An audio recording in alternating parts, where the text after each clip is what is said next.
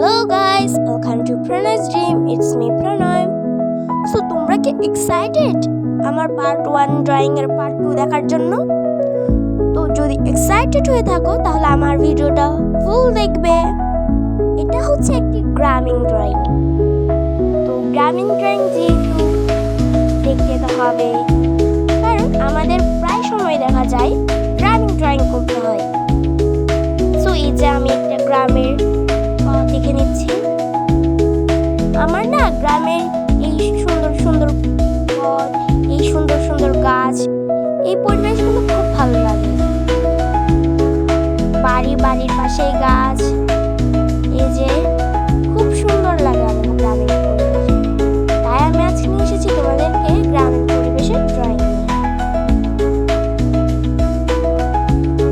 এই যে আমি একটা নদী এঁকে নিচ্ছি। আমার খুব ভালো লাগে নদী আঁকতে। এই যে একটা নৌকা, এখানে আমি সূর্যের কালারটা করে নিচ্ছি।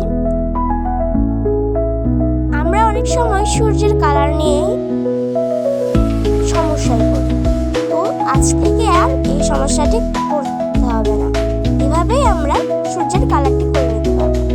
এখানে আছে দুটি ছোট্ট ছোট্ট ফুল। গাছের নিচের ঘাসগুলো আমি এখন রং করে দিচ্ছি।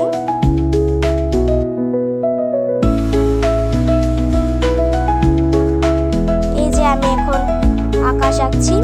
হয়তো তোমরা মনে বলবা যে আকাশ তো নীল কালারের হয়, তো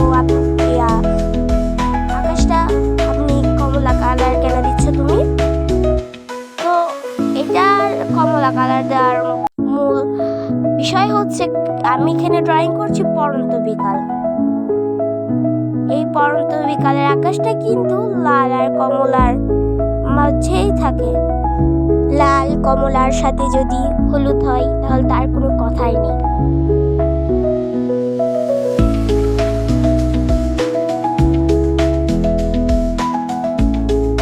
আমার না এইভাবে আকাশটা আঁকতে খুবই ভালো লাগে।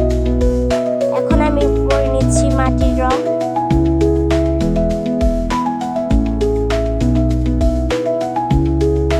ড্রয়িং করতে বেশি সময় লাগে, আশা করি তোমাদেরও বেশি সময় লাগবে না।